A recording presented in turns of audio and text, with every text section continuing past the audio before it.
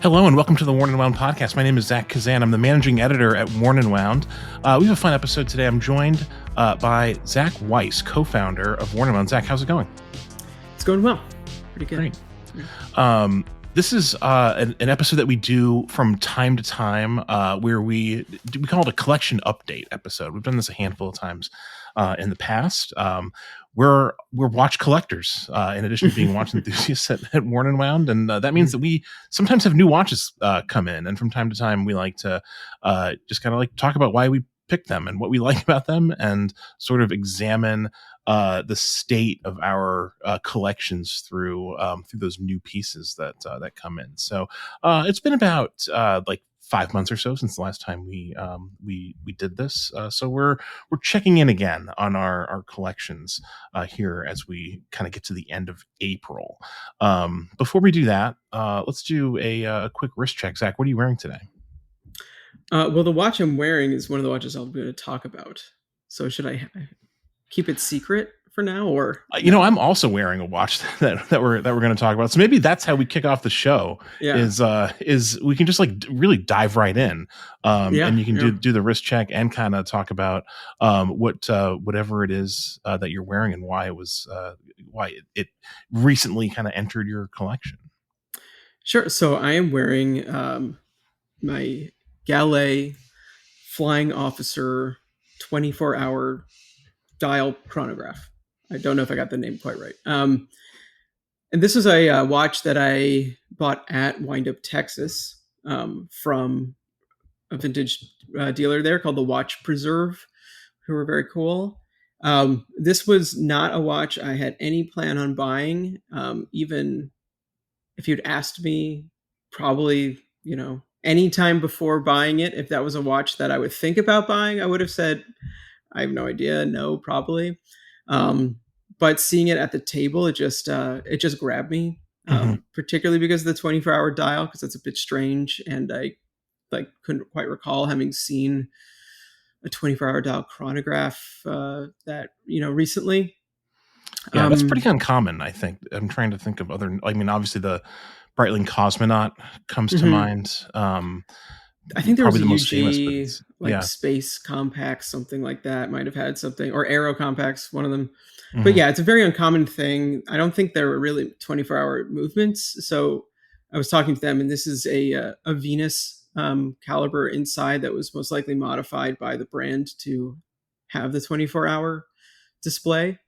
I don't know. It's just a unique piece. It's not like the most exciting in a way. It's just a very simple sort of champagne dial, tritium loom, which is obviously long dead and has like a nice sort of khaki tone to it. And then, sub registers that are dial matching and some sword hands. So it's like, it's fairly plain, kind of a military aesthetic to it, which is also nice. It sort of riffs a little on like a field watch kind of a thing. I don't know. It was just so charming. That I fell for it. I don't know. And, the fact that I had a little pre-knowledge that like Gallet and the whole Breitling thing, it sort of was one of those things where like the price was right. And I felt like it was the last time the price would probably be right like this, so to speak. Yeah. I was going to ask how that relatively recent news of Breitling kind of acquiring the Gallet name maybe factored into your decision. Is Gallet just kind of like on your mind in a way that it maybe wouldn't have been otherwise? Probably. I think it was still rumor at the time, but then literally like a day or so later, it was confirmed. Okay. Like that's when the news actually broke. It wasn't really on my mind, but I saw them at the table. They had 3 different Gallets, and like I said, like once I asked the price and was like, oh, that's very reasonable. I had in the back of my head, like, this is probably going to, just like de facto because of that news, if and when it breaks or when they start coming out with new watches, will go up some amount that'll be annoying. You know what I mean? Like, right.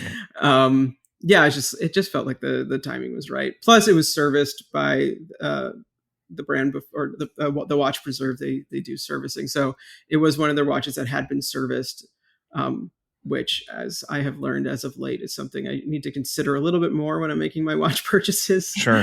The service history. Because there's nothing like buying a watch and then not having it for a very long time and paying a lot more to get it serviced. Right? Yeah, that's always a real punch in the gut when that when that happens. It's particularly important, I think, or just to kind of like wrap your arms around with a vintage watch. Vintage watch obviously is just it's a whole other sort of ownership experience than than a modern watch. When you and I first became acquainted, I feel like you had more vintage watches like kind of in your collection, and I think I might have, kind of like me, they've sort of kind of like been like sold off, maybe gradually over the years. Do you think that like does this represent like a renewed interest in vintage, or did that like never really go away in your mind? It did go away. I feel like just like the nature of the vintage market changed so much over the years, and like, yeah, I had some cool ones. I had, maybe this also kind of reminds me a little bit of my Hamilton Chronomatic that I had, which is a watch I really miss, but don't really want to buy again because of the prices. Not that they're that outrageously expensive. I just know what I bought it for before, and I don't want to pay the premium now. But I had that. I had probably like, maybe my Speedmaster Mark 4.5, which was from the 70s. I still have my Seiko 6. What is the number on that? Is it 6139 7010? Would that be the chronograph? Yeah, that sounds like a Seiko reference number to me. It totally is, yeah. Whether it's that or a Daiwa, I get it all mixed up. I still have that one, and I don't wear it nearly enough. But yeah, I had a few, and I ended up having to sell most of them really because of just needing the money at a certain point. But like most of them increase in value so much in the time between, because that was all pre-COVID too. So it's like, sure. Yeah. And then, it just kind of became a little bit more of like it's a different game, the vintage thing. It was a little bit more wheeling and dealing and like brand hunting and stuff like that. And you saw like certain brands blow up and here and there. And then if you, God forbid, a brand you liked got the spotlight, then it was gone, like there's so many examples of that, whether it's, Pole Routers or Daniel Roths or something like that. Right. They just could quadruple in value. So I don't know. It just felt like a rat race or something that I didn't really want to be involved in. For sure. Despite the watches themselves being beautiful. And then there's also all the authenticity concerns and this, that, and the other thing.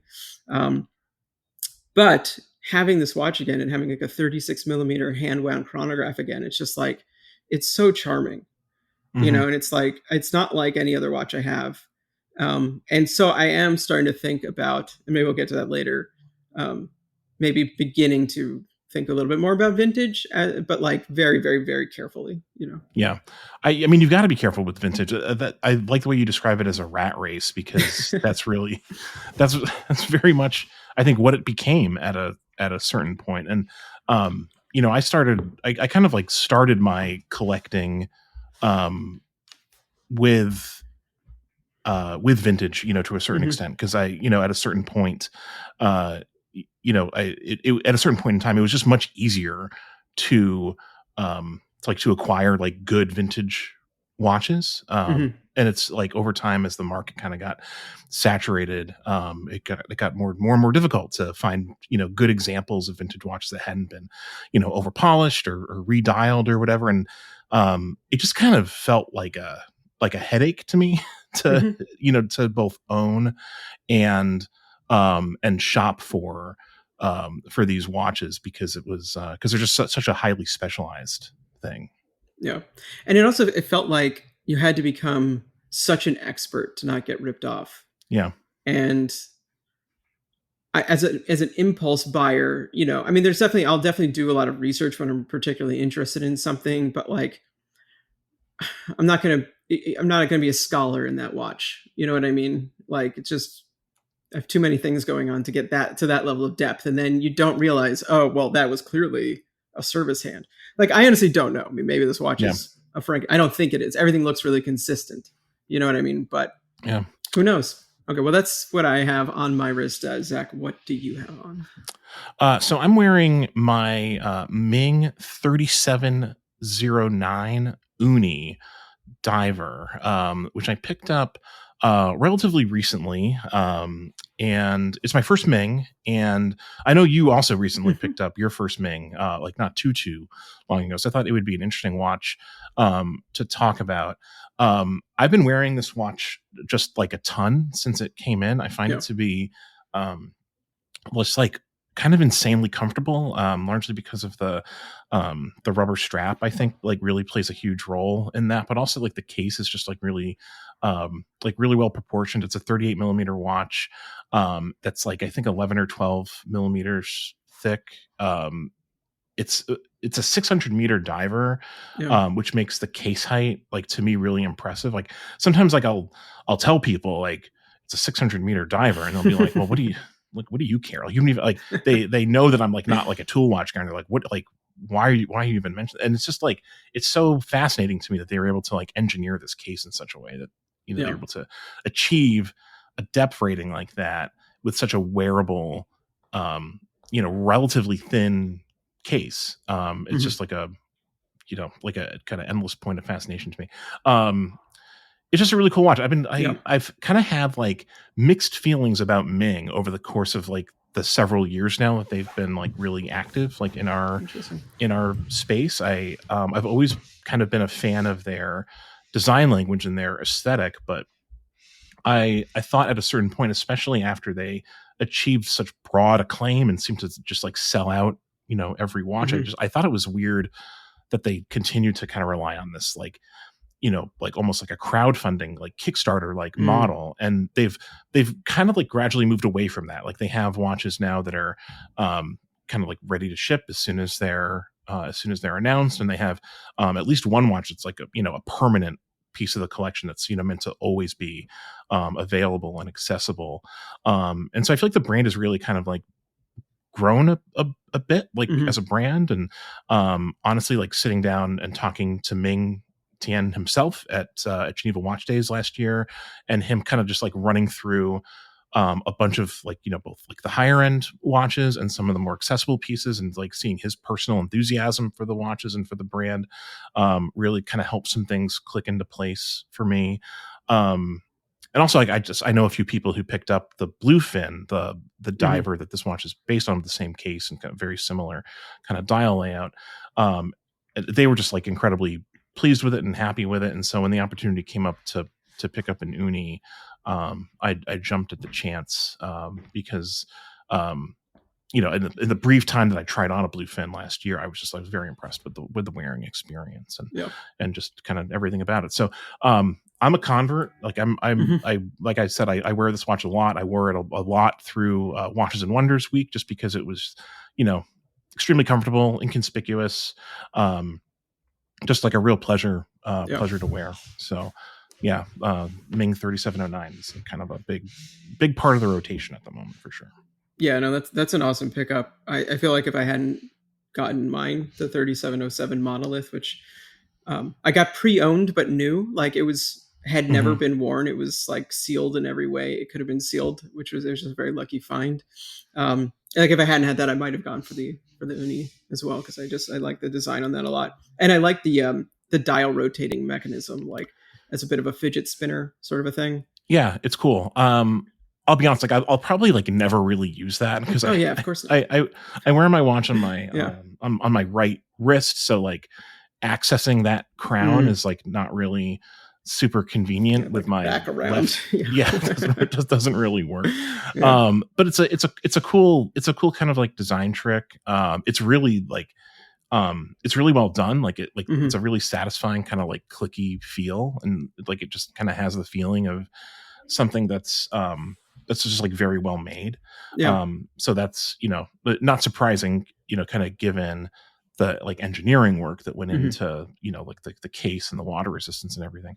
But yeah, it's a cool additional feature. I think that they're really Ming's as a pretty fascinating brand, and one that like it took me a while to warm up to the watches too. I always like what they did, and I like that each was trying for something different, but like the earlier watches, particularly like the more affordable ones, just never did it for me. Like the way those indices were made and everything, it just they were popular, but it just didn't click for me. who cares kind of a thing. But like then as I started investigating sapphire layering and all that stuff, and like, you know, his sort of like method of using the cave, the experiments to sort of learn and fund in a way like the improvement of the watches overall actually works and is actually like something they're putting into practice, which I think is really cool and something that other brands could learn from. And it's very visible, I think, in the two watches we have. I mean, sure, those are not inexpensive watches. They're not sub $1,000 like they used to be, but they have bespoke decorated movements in them. I mean, they're Solitas, but they're heavily redecorated. And then they have their like really wild sapphire layering crystals on them, which like, I don't even know how many crystals are in the monolith. You know, it's like, there's obviously the top crystal, and there might be like 2 or so under crystals, and then there's the glowing layer underneath, but it's still very thin, very wearable. And like you said, I am really drawn to that watch when it's like I'm going to grab a watch, like, to the point where like I've been like, no, wear this other watch. You just got that one. Right. Like, don't wear that every day. And I just acquired the rubber strap as well. Yeah. And yeah, that is I'm kind of blown away by that. In general, like I don't really like rubber straps. I generally find I was going to say, you're not a rubber. I don't think of you as a rubber strap guy, like, at all. No, it's like a sensory thing. I think of like, I just don't like the way rubber feels on my wrist. Usually, this doesn't feel like a rubber strap, like any other rubber strap I've had. Admittedly, I haven't like worn out sweating yet, so I'll kind of see what it's like in like the middle of the summer, and if that kind of changes my perspective on it. Yeah. But like as of now, it feels better than any rubber strap I've felt, and it looks just so killer on the watch, particularly I think because our watches are both matte black, which like it works so well with the main case design. Yeah, for sure. I feel like I was kind of, that's another reason I went for the Uni specifically, is I felt like I was kind of missing like a cool black watch in my collection. I sold my Ceratanium IWC chronograph a while back, which is a watch I really liked, but you know, chose to move on to some other things. And you know, I liked wearing like a black sports watch like from time to time. I think that's a fun look. And this definitely kind of like scratches that itch for sure. There's something about like the molding on the strap, I think, that like makes it like super comfortable. It just like conforms to your wrist in a really really nice way. It's like, it's great. I posted a photo of it on my Instagram over the weekend, and someone asked, like, is the watch light? Because it kind of feels like it kind of looks light, which is sort of like a weird concept, but like it does kind of look light, I think, just because it has this like small, compact sort of you know, profile. And you know, I've never weighed it. I don't know what the watch weighs. I don't know like how it compares to. I think it's got to be lighter than other like 600 meter divers, I would think. But more than it being light, it just like feels great, you know, to wear. It just is so kind of like inconspicuous to wear it. It's just like, it's one of those things that's always easy to go for. Yeah, no, that's cool. And so, well, not to like change topics, but they just released the Ghost this week, which we both got to see in Geneva. And I kind of like, I want to see it again really badly. I especially like feel the weight next to mine or something, because like honestly, with everything going on, I was also like incredibly exhausted that day. Like, I can't quite remember it, you know. But as a fan of titanium, you know, just it's certainly tempting, but I don't know. It's probably too similar in a way to the monolith anyway. Yeah, the Ghost is really the way that Praneeth described it in the meeting is just sort of like as a tribute to titanium and their you know, sort of like, you know, interest in the material. It's a cool watch for sure. I'm not sure if it's quite like to my taste. I'm glad I have the Uni. Like, it's definitely kind of more my style. But yeah, like you, I kind of would like to have another crack at the Ghost, because that one they are kind of like marketing it as a lightweight watch. It weighs something like 35 grams or something. And it's like and over engineered for water resistance. Like, there's they really figured out something with that case architecture that clearly works well. I don't know. Yeah, it's very cool. Yeah. Do you find yourself like playing with the lume on yours quite a bit? Like, I've never been too much of like a lume nut really, but like it is pretty impressive on this watch. Like, I do enjoy kind of like seeing especially that layer of lume that's kind of like built into that top crystal. When that gets activated, like it's a pretty cool effect. Yeah, I mean more so when I first got it because it was a little bit more of a novelty. But mine also has that like glowing layer underneath the mosaic effect, which isn't quite as strong as like the hands and the dot and the those filled in indices. But I mean, it's very good loom though. I mean, it's just sometimes when I'm at the office, I have this like I don't even know, it's like 10,000 lumen crazy thing on my desk, which I use to make things glow. I'll do it, and then you can see it really well. Did you get a chance to, when we were in Geneva, to see the reference escapes me, but the little tantalum dress watch that Ming made? Yeah, that one was cool. It was strange. I don't know. I remember the photos didn't really do it justice, and then seeing it in person, it was like had a unique charm to it, just being so small but heavy because of the tantalum. That was a neat one. It's cool. Those kinds of projects are cool. Yeah, it's another one that kind of makes me wonder, like, what sort of things will like trickle down from that project to like future Ming projects that are maybe a little bit more accessible. That watch it's quite expensive and quite limited because they're using vintage movements, and tantalum, of course, is notoriously difficult to to machine. But interesting concept. For sure. Ming's got a lot of cool stuff coming, over the course of the year. They gave us a little bit of a preview of some things that we can't quite talk about yet. But like I said, this watch is kind of like this watch and the Minimalist, the watch that came out shortly before it. That's sort of their like the permanent piece of their collection, kind of like reshaped how I think about the brand a little bit. So definitely excited to see what Ming has coming. Like I said, I've been converted, I think, to Ming. Yeah, likewise. Yeah. All right. So you had another watch that you wanted to talk about as part of your collection update. What's next on your list? And that is the Otsuka Low-Tech number 7.5. Yeah. The jump hour.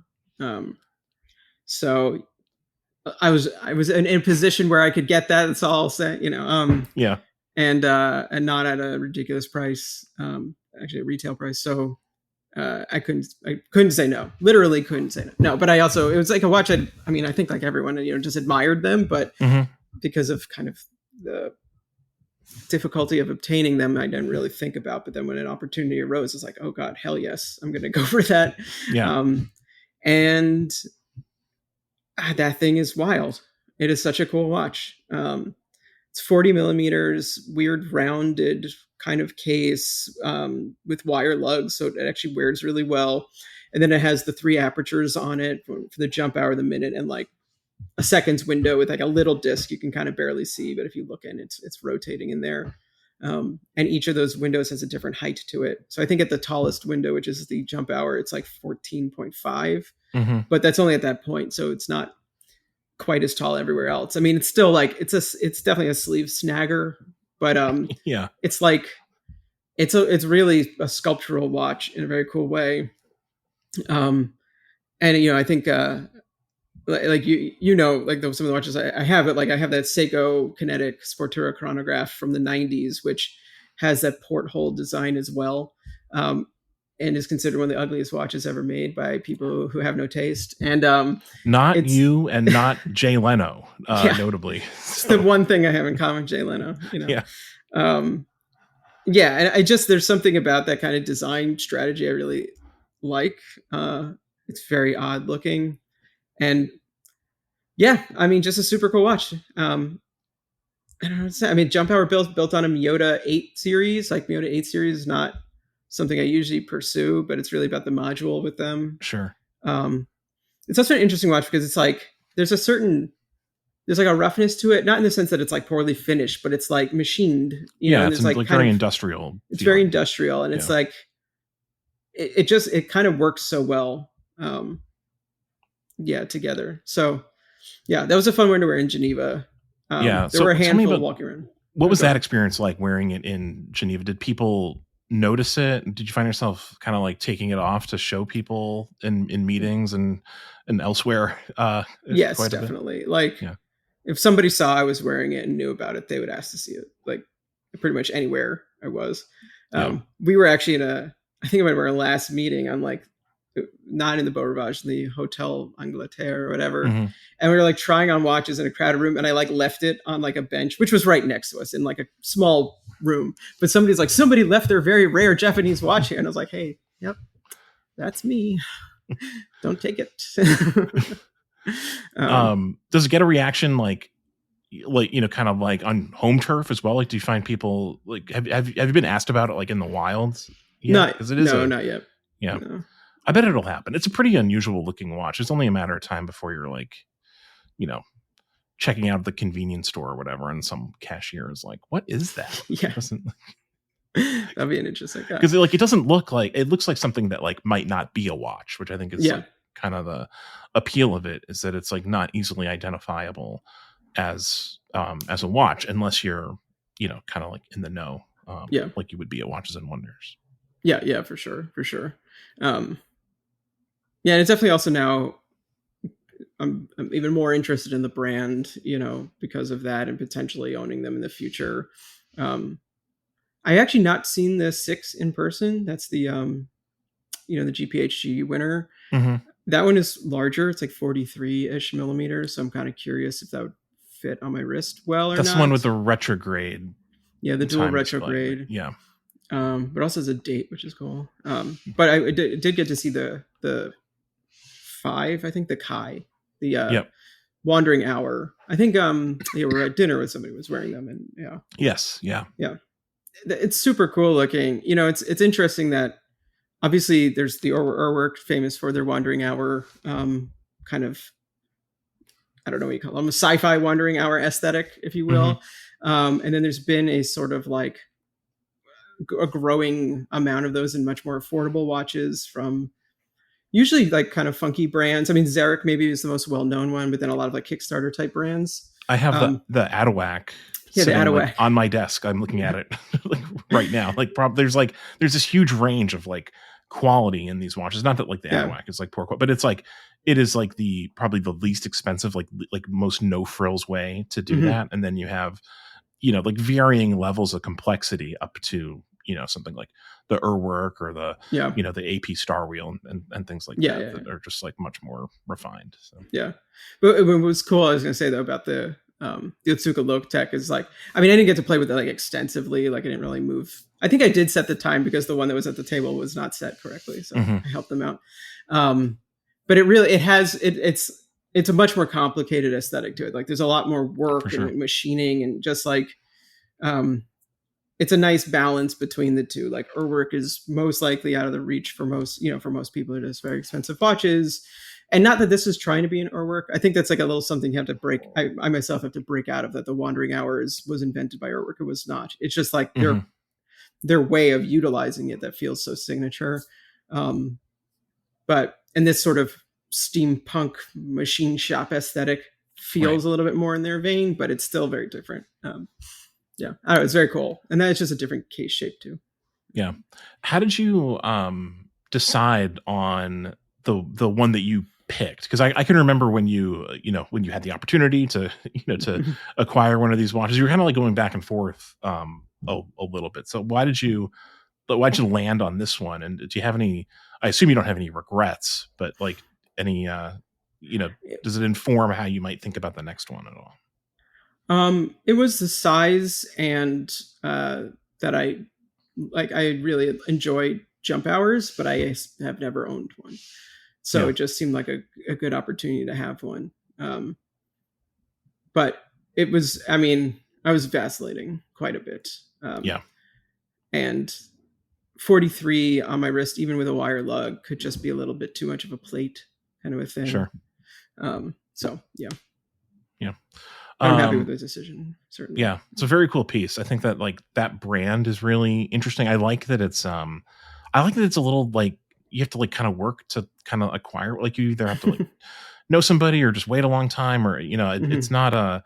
I like that it seems like it's going to stay like an inside baseball thing, for at least a little while. And I think there's something kind of nice about that. Not to be like gatekeepy about it or anything, but like it's like it's nice that there's some watches that are just kind of like legitimately like for the people who like really, you have to like really really want it, to go after it. Yeah, and you have to be ready to buy it. If you're like, I didn't really, I had to pull the trigger when I did. Yeah, for sure. Yeah, it is a little tough because it's like obviously like I like accessibility as well, and sometimes a lot of things are very gatekeepy in the watch industry. But I feel like it's a byproduct of how these are made, right? So it's like to produce a lot more, they would have to mass produce a lot more. It would just really change the product. And maybe there's a world in which they have like some kind of like going back to Ming, like the minimalist is a product that they're able to produce more in quantity because of how it's made, I'd imagine. So maybe there's something like that in the future. I obviously don't know. I mean, that might not be their desire either. So yeah. Very cool. Yeah, no, I like that you wore that during Watches and Wonders. I had a chance to try it on. It's a very cool piece. I might have to think about finding my own way to acquire an Otsuka Low-Tech at some point in the future. It's just a very, very interesting brand for sure. So the other watch that I wanted to talk about that I added to my collection relatively recently, this came in late last year, really towards the end of December 2024, is the Archinaut Experimental Arc 2 Tiger Shark, which is the official quite long name of this watch that I picked up. So this is my second Archinaut. I've talked about and written about the Archinaut Arc 2 Fordite dial that I picked up about almost exactly 2 years ago now, which is kind of become like a favorite watch of mine. And I wrote about how it's sort of like kind of like changed how I think about like small brands and independent brands in a lot of ways. And I just became like a really big fan of Archinaut in general, and it's kind of like the way that they go about making their watches and designing their watches, and including owners and potential owners kind of like in the process and getting feedback from them. And this is kind of an example of that in some ways. So it's part of their experimental line, which is something I think this is the second time they've done a run of experimental watches, but it's a limited edition run of watches in the Arc 2 series that use processes and materials that they haven't added to like the main part of the collection yet. So they're doing, as the name implies, something experimental with these watches. And so there was another watch that they were producing at the same time that had a fully loomed dial made from a new loom compound that they had developed. This is the one I chose, though, the Tiger Shark. The experimental part is really in the case. It uses a zirconium titanium composite case, which has a very distinct look to it.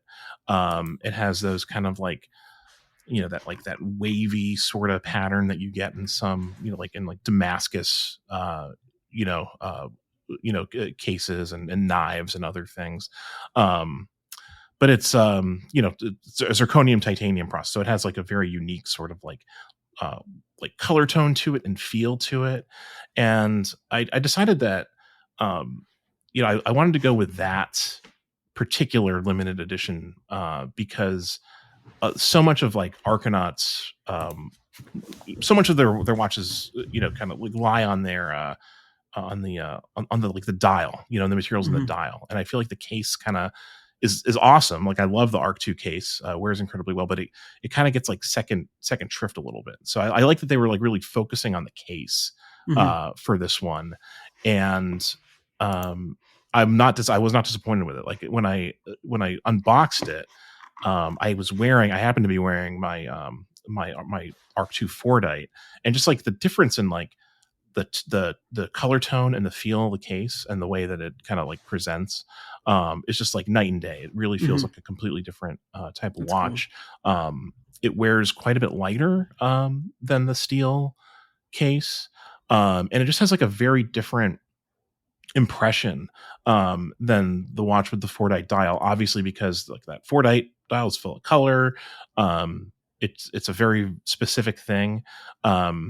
The Tiger Shark is just a lot kind of more sober. The dial is it's a silver dial with, I believe, a rhodium plating process. It has like a very kind of like fine sort of like eggshell type texture, and like it has like a nice luster to it. It's beautiful. Very hard to like capture in photographs. It's really kind of worth seeing in person. And it has like a traditional kind of like time telling, dial. Like it has like, a marker for every minute, and like hour plots. So like everyone who comments whenever I post the Fortnite dial, like, how do you tell the time on that thing? Like, it's like, this is the antidote to that. But it's really wonderful. It wears very comfortably, because of that case. And it's not really like any other watch in my collection. Even the other Arc 2 that I have, it feels like a very different piece than that. Yeah, no, it's super cool. I'm looking at it on the website.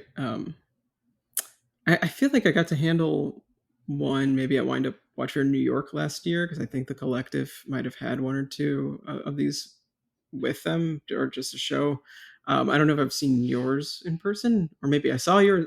I think I feel like I did wear that to the office at one point, but yeah.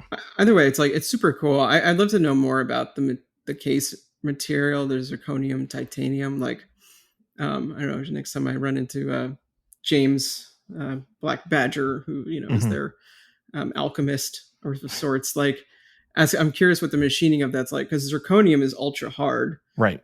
And like, there's pen brands or whatever. I feel like that's where you see it more like often. It's like, because making zirconium pens, they're always like 3 times the price, because it's such a. And then titanium is not easy to machine, and I almost wonder how those two materials, like, if they're, I guess they're similar enough to kind of work together, which is interesting. I mean, clearly they work together, but like, what that's like. Yeah, it has a really cool look. That's a fascinating piece, and the solid silver dial. I feel like if I were to have picked up an Arcanaut, like, this probably would have been it, because it has like a little bit more of like a technical look. Like, as much as I like the Fortnite dials, like, I feel like this aesthetic is just a little more up my alley in the end of the day. I mean, honestly, it's like in most situations, it's probably like more up my alley too. Like the Fortnite dial is sort of like it's a strange watch, and I like strange watches, but it's a little strange even for me. I think it's about as strange as I'll get. I think, maybe in a dial design.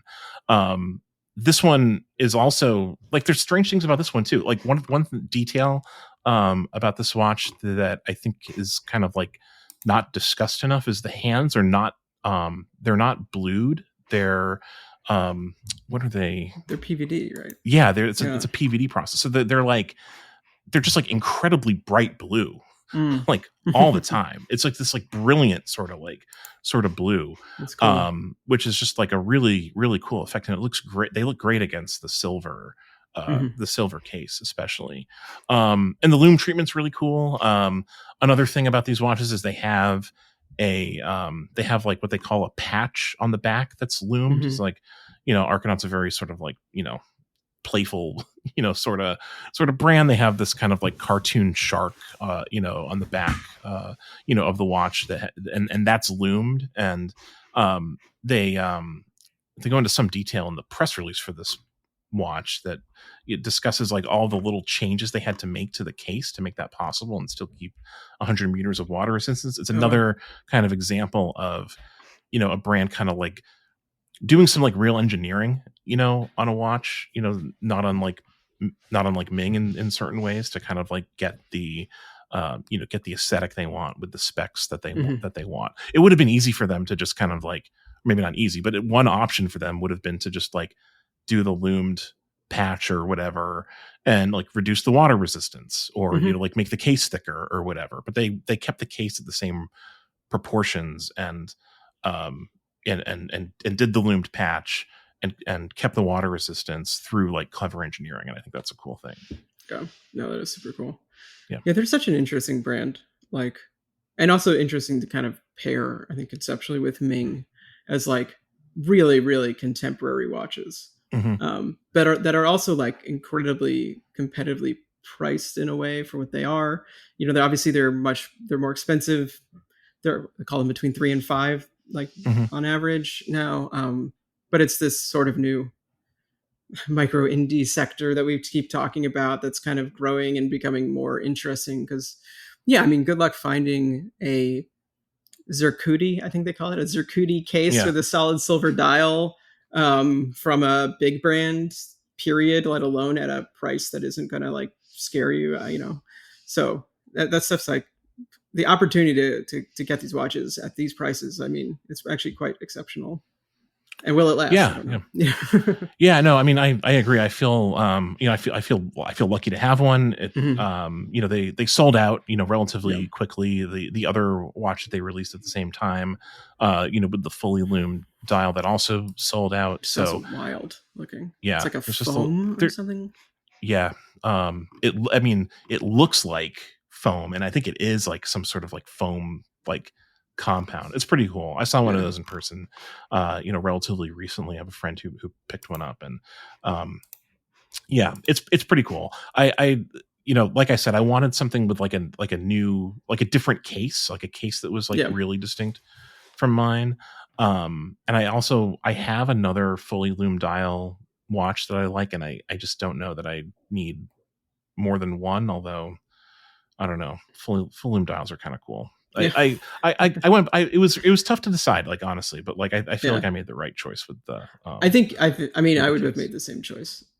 Looking at them, I mean, as cool as that dial material is, like, it feels more like it's about a novelty than it is about, like, whereas the other one to me feels like a more cohesive design all around. But I also too like that I've got the Fordite dial, and then this one feels almost like a dress watch, like, in comparison. It feels refined, compared to, like the Fordite, dial. I wear that on a white strap. It's like very much like a summer watch. Like, I wore this one like kind of like all through the winter months, and it felt, like it just felt, I'm overstating it to say it felt like a dress watch, but like it, because that's ridiculous. It's not not even close, but it just has like a more kind of like sober, kind of like appearance and feeling to it, which is, I think, kind of unusual for Argonaut. That's not how I would normally describe them. So I kind of like having two watches on the opposite side of the spectrum.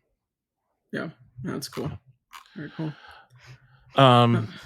So I think that kind of brings us up to date on like recent acquisitions. The other thing I kind of wanted to talk about is like where we see our collections going. Maybe not in the sense of like specific watches, but if any of our recent pickups have kind of like shaped, what might come next. And also specifically if Watches and Wonders and that experience, maybe shaped what comes next. Not in the sense of like this watch that came out at Watches and Wonders is, a watch that like I have my eye on, but like the experience of Watches and Wonders and seeing things kind of like solidifies like a philosophy in collecting. Like, I can say like coming out of Watches and Wonders, like I'm more convinced than ever that like the independent brands are kind of like where I'm sort of like focused, and I feel like, if any sort of like preconceived notion that I had was like hammered home, it's just that like the big brands are not as interesting to me anymore as the small independent ones that are doing, like the really unusual stuff, which is kind of like where I see my collection heading ultimately. Yeah, for sure. I'm still kind of like, there's some watches I've been thinking about from Watches and Wonders, and I feel like I just need to like chill for a month or two and like let that kind of I don't know. It might not be it might not be like a real desire to have it so much as like a remnant of the excitement of kind of being immersed in all these watches. Yeah. And I do tend to buy impulsively, but then I also sometimes regret it, so anyway, to kind of answer, the vintage watch has been interesting because I think I am now more interested in looking at vintage watches again. Kind of in the sense that there were watches back when that I really admired, but wasn't able to afford, and now can afford, and haven't really gone up in price. Like, there were some of those watches that went up 5, 6, 7 years ago leveled off, and they haven't gone anywhere since then. And sure, it's unfortunate you can't go back in time and get them at what they were, but like I think it's maybe more of a sense of like a true value if it's sort of maintaining at this point. And so there are some like sort of iconic watches that I've never owned that, and by some I mean there's like one or two that I could see trying. I put feelers out, and like if a really good example comes my way, I might pick it up, kind of a thing. And I'll leave that nameless for now, but I'll say another chronograph of sorts. Okay. That just an iconic chronograph. So that's an interest, but then it's really like I agree. Like there's just cool stuff going on in the indie space, and I just like I want it all, but unfortunately the taste and the funds don't match up anymore. So for some of it, but then like I don't know what, like maybe Argonaut will come out with the watch that I'm just not gonna be able to say no to sometime this year, or maybe Ming will come out with another. I feel like that happens to me, and there's just like I know it when I see it, sort of a thing. Yeah.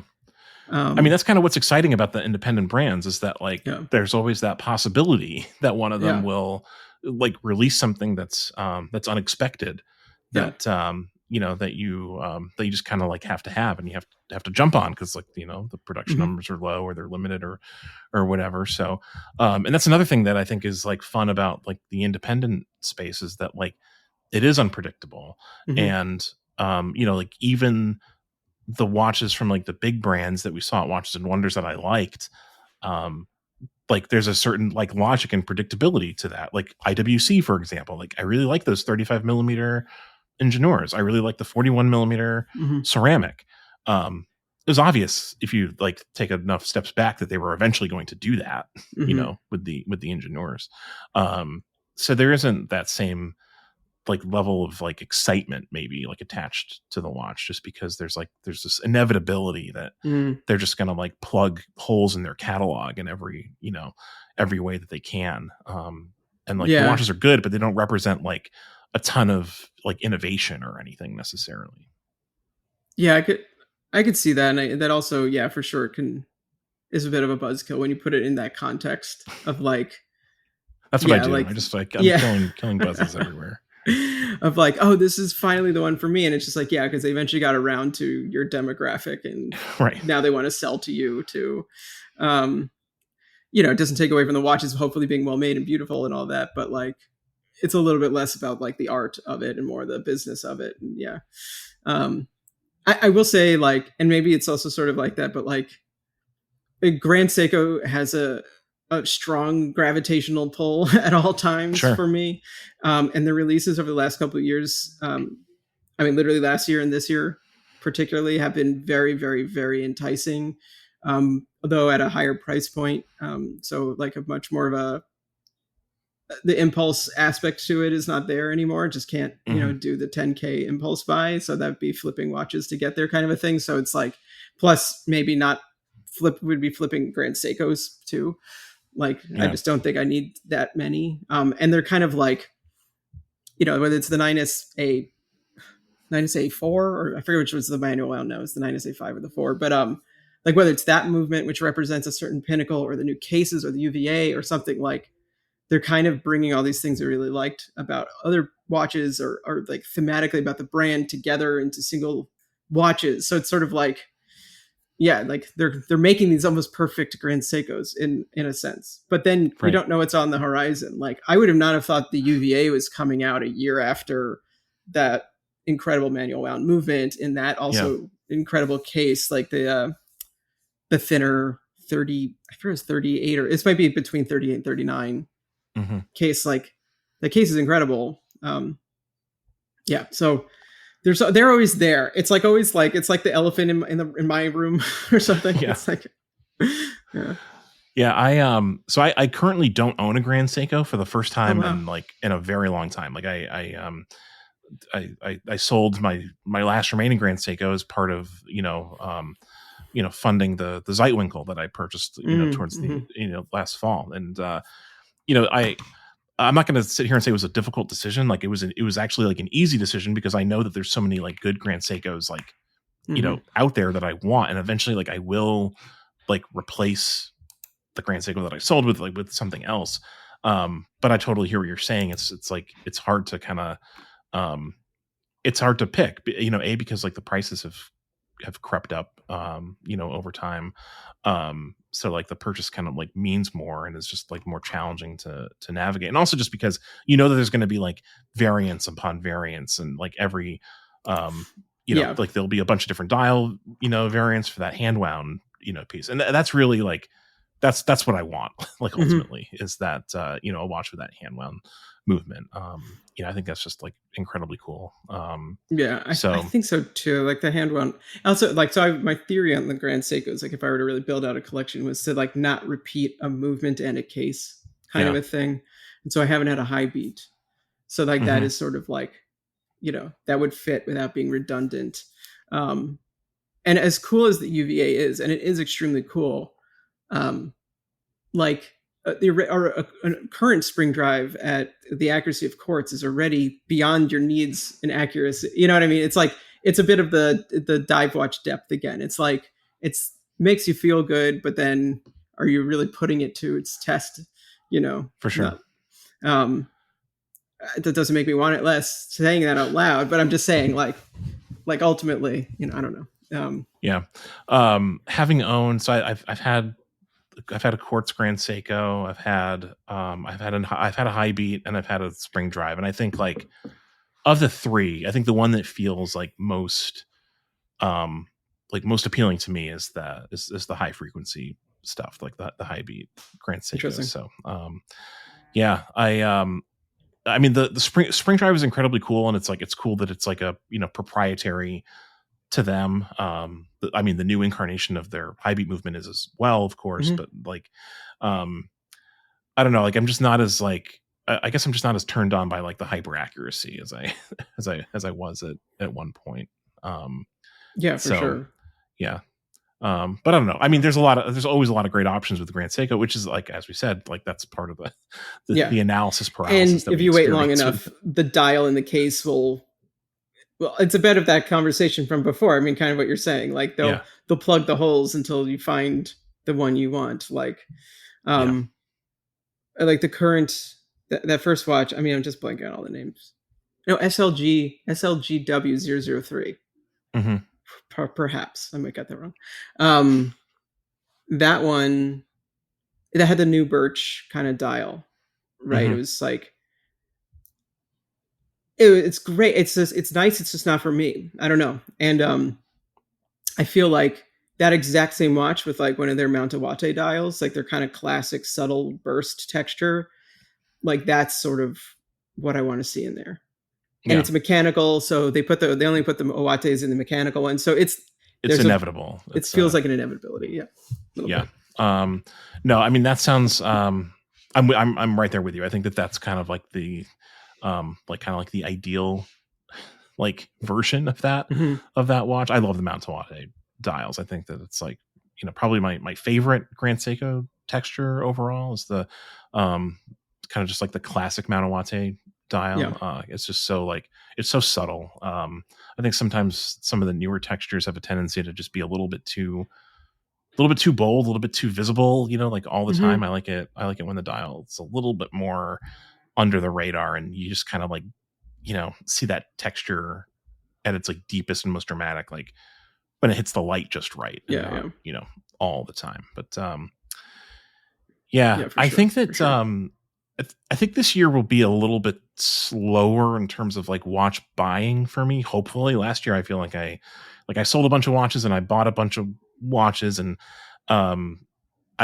not looking to. I could feel the collection kind of like ballooning a little bit, so I might sell some pieces this year. I'm wary of the idea that like I might need another watch box. I don't want to need another watch box. I think like, fewer, better watches is sort of like always the idea for me. And I need to kind of like get back to that a little bit.